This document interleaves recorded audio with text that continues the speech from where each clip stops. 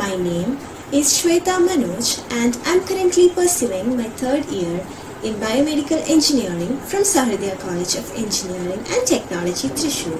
So, as a part of our Biomed 360 campaign, Annu Maria Jose, who is also a third year biomedical student at Sahridaya College of Engineering and Technology, and I are here to interview Dr. K.V. Padmanabhan, who will be giving us an insight on the ventilator mission. Here we have Dr. K.V. Padmanabhan, Assistant Professor in the Department of Pulmonary Medicine, Government Medical College, Pariyaram, Kannur. He has an experience of more than 20 years.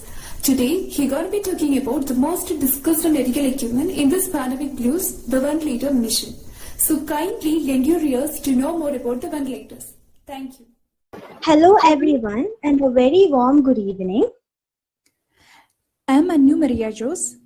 And myself Shweta Manoj. And so today we have a really special guest to make our evening more lively. Guess who? It is none other than Dr. K.V. Padmanabhan. He is the Assistant Professor in the Department of Pulmonary Medicine at Government Medical College, Kannur, Pariyaram. He has a work experience of over 20 years and has also worked as the TB and chest consultant and also as the district TB officer in Kannur.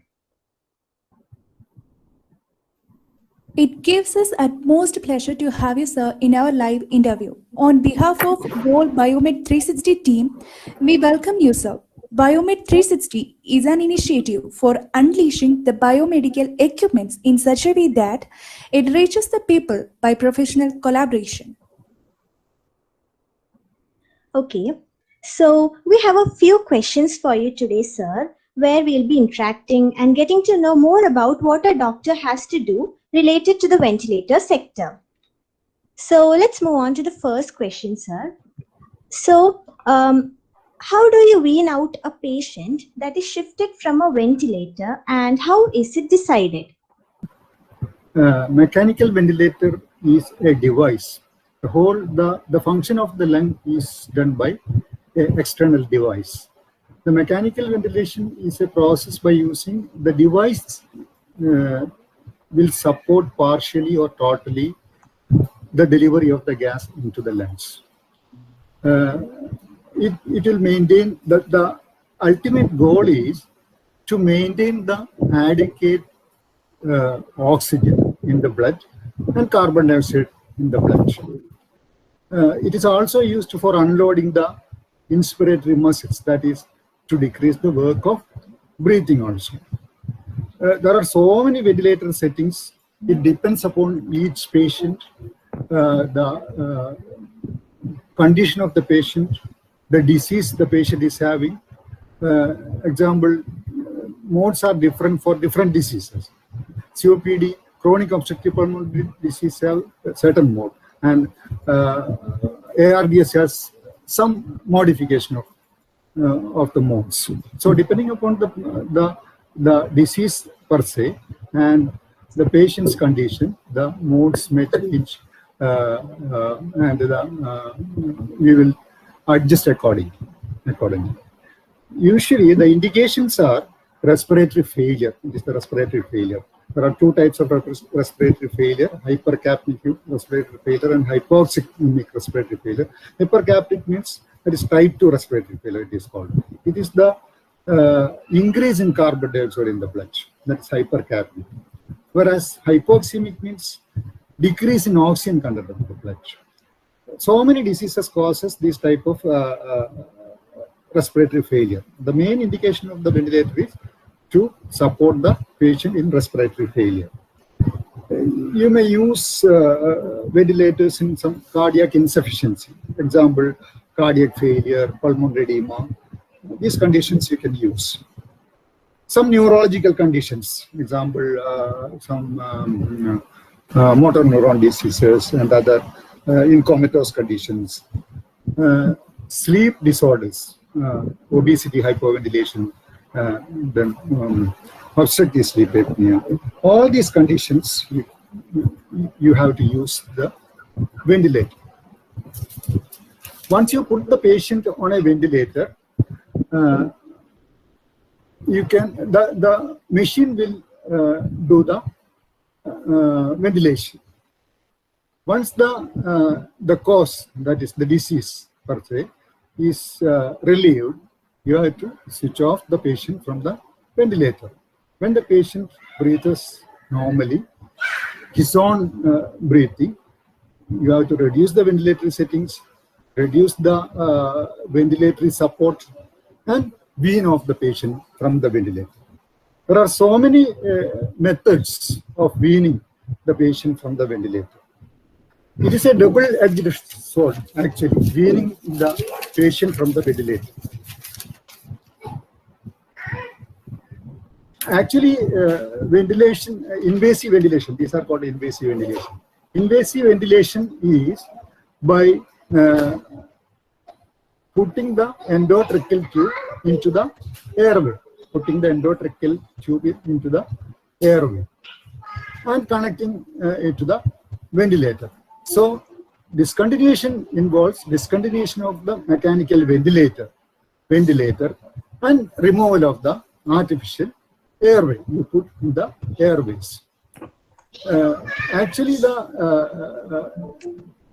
the weaning is a double-edged sword. There should not be unnecessary delay in removing the ventilator. But also, premature discontinuation also has some problems. Because when the patient is not completely recovered from the illness, you remove the ventilator, patient may again go respiratory failure, hypoxemia, hypercarbia, increased carbon dioxide, then you have to put the ventilator again.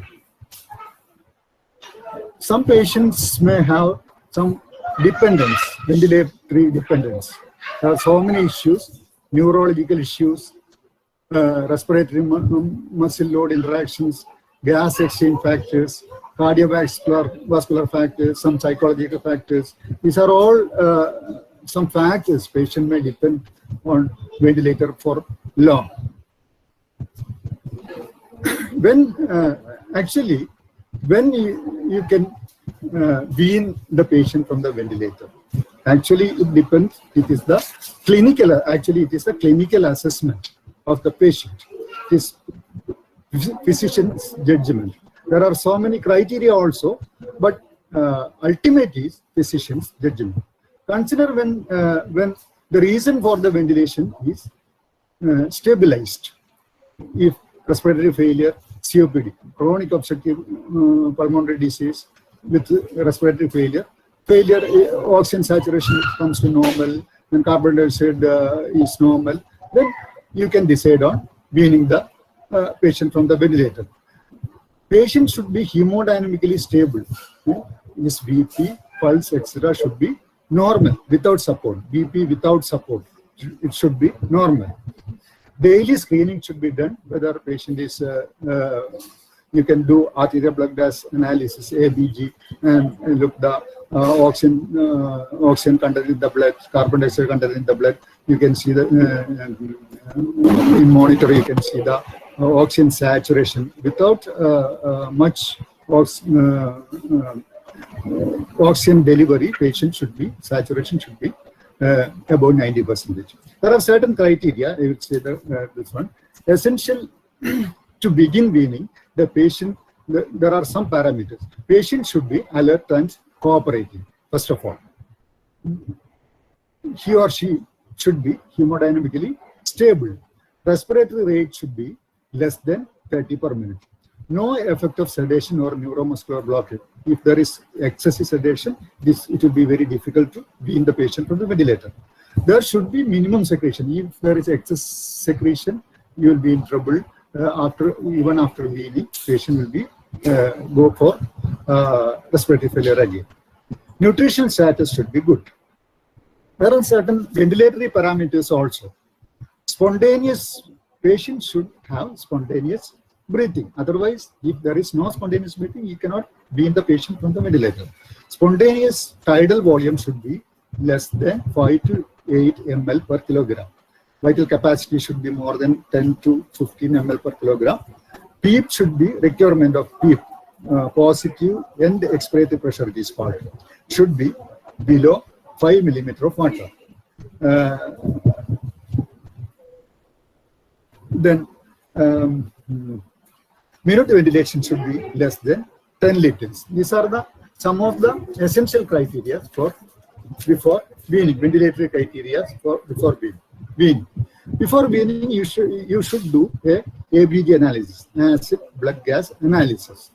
The oxygenation criteria is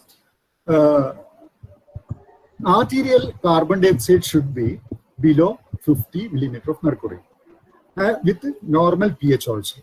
pH of the blood should be normal. Arterial oxygen should be more than 60 millimeter of mercury, with a FiO2 of 40% or 0.4, 40%. Oxygen saturation should be more than 90%, with inspired air, that is FiO2 means inspired air, should be 40% or 0.4. Also, PaO2, oxygen in the arterial blood divided by FiO2, that is inspired oxygen, should be more than 200. These are the blood gas criteria before deciding on weaning. Weaning can be many types. So many modes are there for weaning. It can be, you can wean suddenly or gradually. Sudden weaning and gradual weaning. Suddenly using spontaneous breathing trial with T-piece. T-piece, you can introduce a T-piece into the endotracheal tube. Then whether patient can take spontaneous breath, you can check whether patient is taking spontaneous breath. You can also wean by pressure support ventilation. You can give pressure support ventilation and see patient is improving or not. Or you can remove the endotracheal tube and can give CPAP. CPAP is non-invasive ventilation. CPAP can be given. If you fail the recent weaning attempts, gradual weaning strategy can be advocated. Available modes are, conventional modes are spontaneous breathing trial, pressure support ventilation, SIMV or SIMV plus pressure support ventilation. Synchronized SIMV mode alone, or sometimes SIMV mode plus pressure support ventilation. These are the usual conventional modes used for weaning purposes. There are so many newer modes also for weaning purposes. Usually we use the conventional modes, that is spontaneous breathing trial or pressure support ventilation, PSV. Non-invasive positive pressure ventilation also can be used. You can remove the endotracheal tube and give the patient for some time non-invasive ventilation, 1 or 2 days. That way also you can wean the patient, especially COPD patients. Usually spontaneous breathing trial may be done for 30 minutes to 120 minutes with a T-piece trial. It is called a T-piece trial. NIPP, non-invasive positive pressure ventilation weaning, if patient is tolerating spontaneous breathing trial, you can remove the endotracheal tube and patient can be put on non-invasive ventilation, usually used in COPD and respiratory failure. There are other protocols also. Usually we use these protocols. Sometimes there may be difficulty in weaning with these methods. Then you can adopt tracheostomy. Tracheostomy usually improves the patient's comfort, more effective, and airway. You can do airway suctioning properly if there is enough secretions, more secretions. You can use tracheostomy before weaning.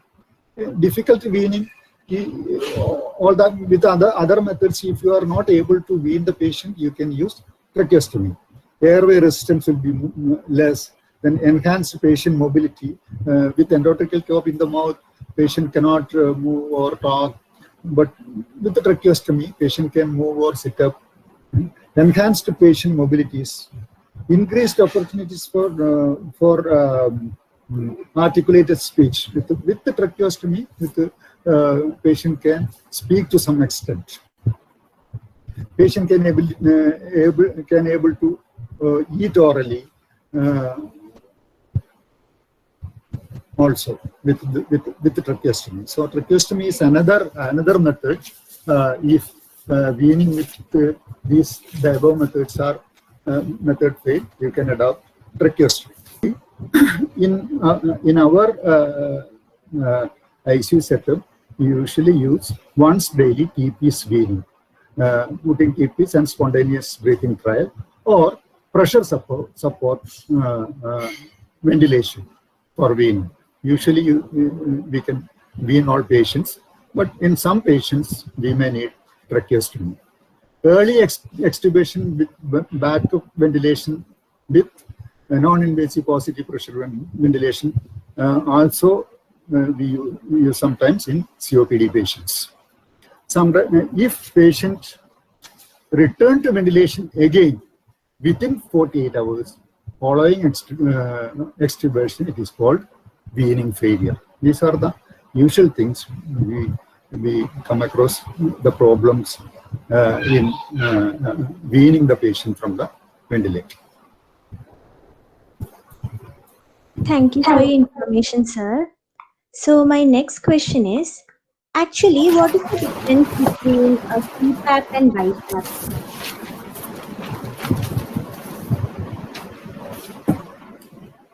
CPAP is actually a non-invasive ventilation. Non-invasive means in invasive ventilation, you put the endotracheal tube into the airway. Here, you are not using the endotracheal tube, so it is non-invasive ventilation. You are using the mask, either nasal mask or oral and nasal mask, full face mask or oral covering the nose and mouth. Nasal mask has some disadvantages. Patient in nasal mask can breathe through the mouth, so there will be leak of air. So usually we use whole face mask covering the nose and mouth. CPAP, actually it is not a true mode. It is a supportive mode. That is, it supports the ventilation. Here, constant pressure is applied, positive pressure. Positive pressure is applied at the airway opening during spontaneous breathing. That is, the pressure is applied both inspiration and expiration. Here the assistance is in terms of patient's work of breathing. Patient's work of breathing is decreased. At the same time, it achieves proper oxygenation and achieves the goal of ventilatory support also. It does not require patient ventilator synchrony. Usually, the pressure is applied during inspiration and expiration. So, much synchrony is not needed in CPAP. It results in high mean intrathoracic pressure by applying the pressure in the airways and results in benefits. It improves the atelectasis, open up the alveoli, and improves the oxygenation. Lung compliance is increased. It decreases inspiratory effort also. Patient's inspiratory effort is also decreased. Usual indications for this are hypercapnic respiratory failure, increased carbon dioxide, especially in COPD patients, chronic obstructive airway disease patients, exacerbation of asthma, type 2 respiratory failure, in other lung diseases like bronchiectasis, interstitial lung disease. So many diseases. Any diseases you can have type 2 respiratory failure with carbon dioxide, increased carbon dioxide in the blood. In these cases, you can use this non-invasive type of ventilation. Acute hypoxemic respiratory failure also, in selected cases, you can use this. Another important indication is cardiogenic pulmonary edema, cardiovascular cases. If patient presents with sudden onset of pulmonary edema, you can use this type of non-invasive ventilation for 1 or 2 hours. Patients will be relieved dramatically. Sometimes in acute respiratory distress syndrome, ARDS, in surgeries, abdominal surgeries, lung resection, you can use in mechanical. I told you earlier, you can use this in mechanical ventilation after spontaneous breathing trial. You can after removal of the endotracheal tube, you can use the non-invasive ventilation. In patients, relatives do not want an invasive ventilation, endotracheal intubation, then you can use this type of non-invasive methods. Another important indication is obstructive sleep apnea. Obstructive sleep apnea means sleep disorders. Patient will have daytime sleepiness. During sleeping, the respiratory muscles will be relaxed and the airway is closed.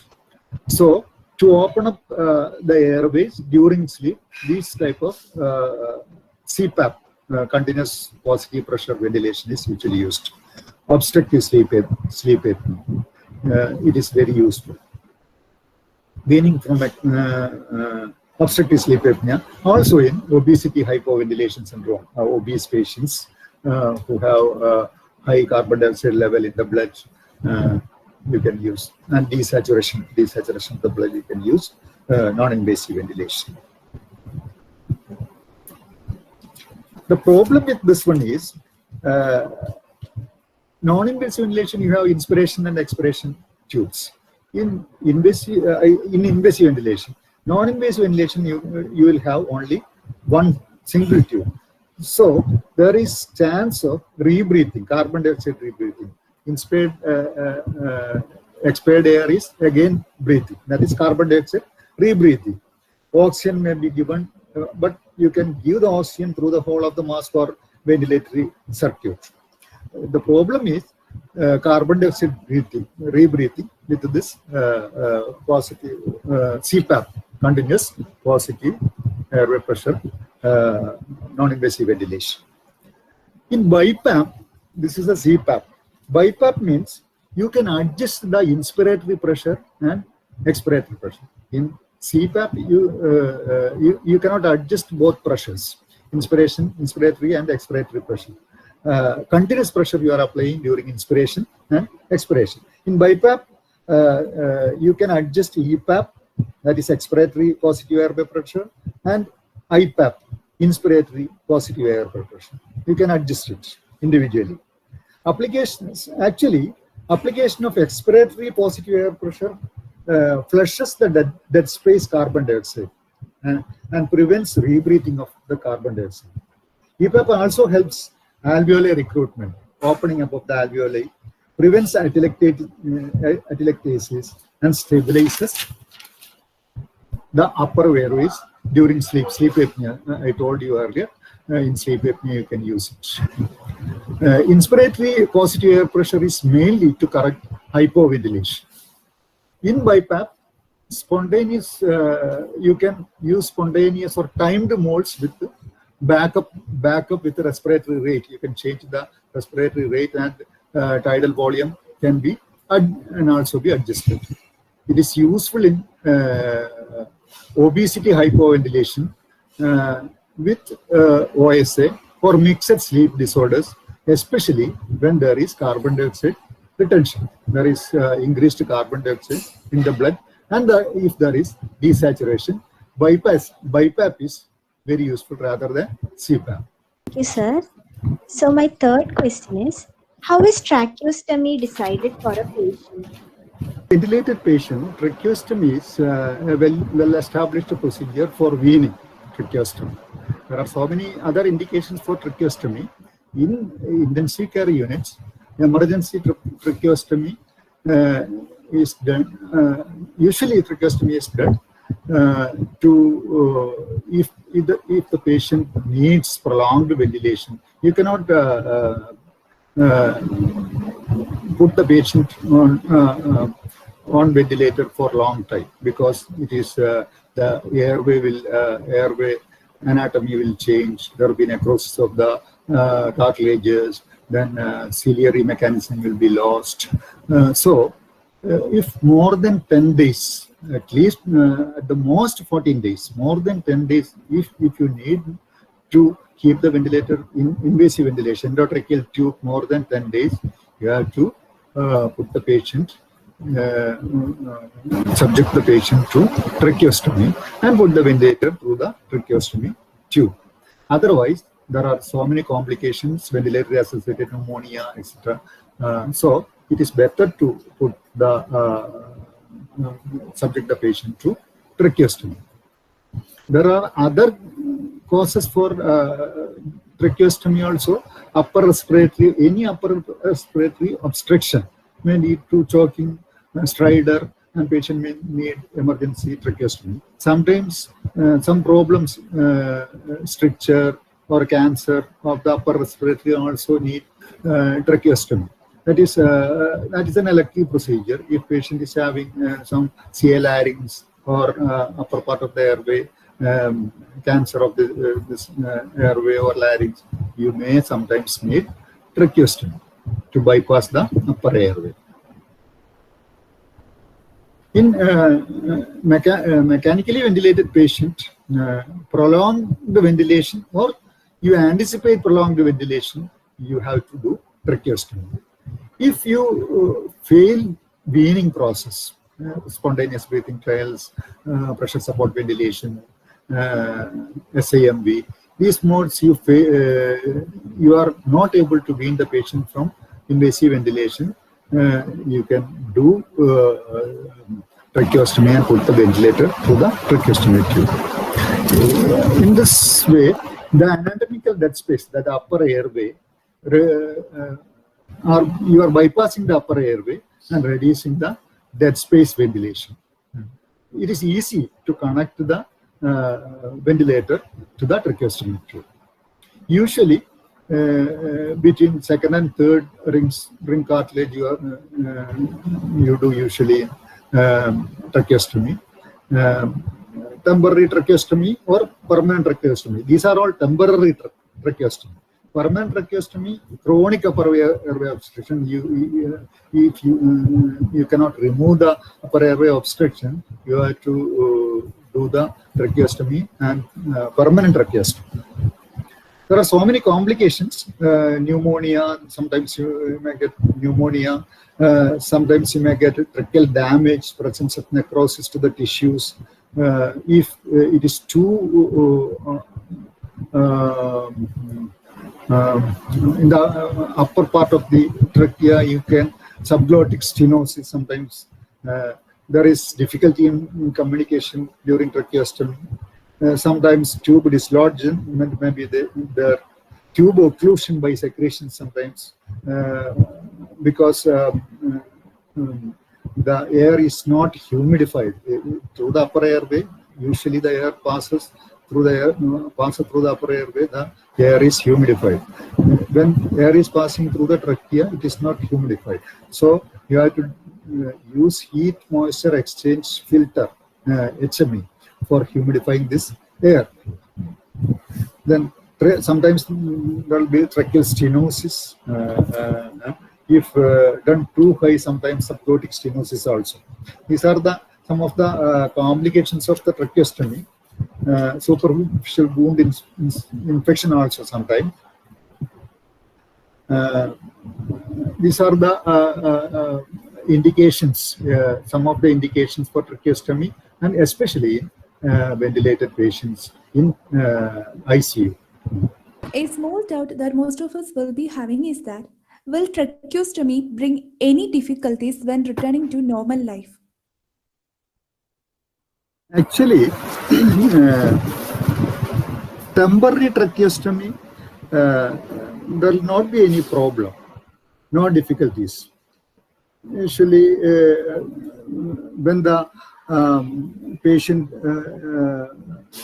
ventilator is removed, when patient weaned from the ventilator, and the disease, there is relief of the disease, airway obstruction is relieved, you can close the tracheostomy tube. Then in long term, there will not be any problem unless there is some necrosis of the tracheal rings. There will be some problem in later life. Tracheal stenosis may be there. Sometimes if the position is too high, then tracheal stenosis sometimes occurs. These are the some of the problems. But in ventilatory settings, in ICU settings, temporary tracheostomy will not produce much problem. Usually, we will decannulate this one. Before removing the after removing the ventilator, if patient is breathing normally, patient's disease is relieved, then you can close the tracheostomy tube after some time. But patient should not be on mechanical ventilation. Patient should have strong cough, be able to clean the secretions. No physiologically significant upper airway lesion should be present. Breathing spontaneously, less than 20 breaths per minute. Patient's saturation should be normal, above 90%, with low flow oxygen. Cuff of the tracheostomy tube should be deflated. With the deflated cuff, patient should breathe properly. Ideally, the patient should be oriented and able to understand things. You can decannulation can be done by a cap. You can close the tracheostomy tube. You may keep the cap for 24 hours. If there are no issues with the cuff deflated, patients are normal, then you can remove the tracheostomy tube. Usually there will not be any problem. The rare complications are that I told you earlier. Sometimes tracheal stenosis and tracheal cartilage necrosis may occur. Some breathing difficulty may be there in later, but it is very rare. Okay, sir. And will it result in any lifestyle changes? With the tracheostomy tube, patient may have some difficulty in speaking, but there are some valves. You can introduce some valves in the tracheostomy. These are all permanent tracheostomies, valve into the tracheostomy tube, and by this patient can talk to some extent, communicate to some extent. Otherwise, there will not be any late complications for this. Late complications are sometimes stenosis can occur if tracheostomy remain for long time, or ventilator remain for long time. There may be tracheal ring cartilage may destroyed, and some stenosis may be the trachea, and subglottic region, some stenosis or edema. These are all the some of the complications. But long term, once tracheostomy tube is removed and the hole is closed, there will not be any problem in 99% of the cases. Okay, sir. As we have heard about CPAP mode, is there any backup given in this mode? Actually, CPAP, there is, to my knowledge, there is no backup. But BiPAP, in case of BiPAP, you can have, actually CPAP is assist mode. Pressure is applying throughout the inspiration and expiration. Continuous positive pressure, entire respiratory cycle. Usually there will not be any backup. These are all, these CPAP is usually given in OSA patients, obstructive sleep apnea patients, obstetric sleep apnea patients will have collapse of the airways during sleeping due to obesity. The muscles are relaxed, then the airway will close. To open up the airways, we are using the CPAP usually, obstructive sleep apnea patients. So continuously during inspiration and expiration, you are giving this one. Backup is actually not needed in this case. In BiPAP, you can backup can be done with respiratory rate can be changed. You can change the pressure, inspiratory pressure and expiratory pressure in BiPAP, spontaneous or timed mode. Backup may be given by respiratory rate, and tidal volume can be changed. But CPAP, you cannot do this. There is no backup. Okay, sir, that was a great knowledge. Thank you so much, sir, for all the information that you have shared and sparing your valuable time with us. We thank you on behalf of entire Biomed 360 team, and we wish you all success in your journey ahead. Thank you.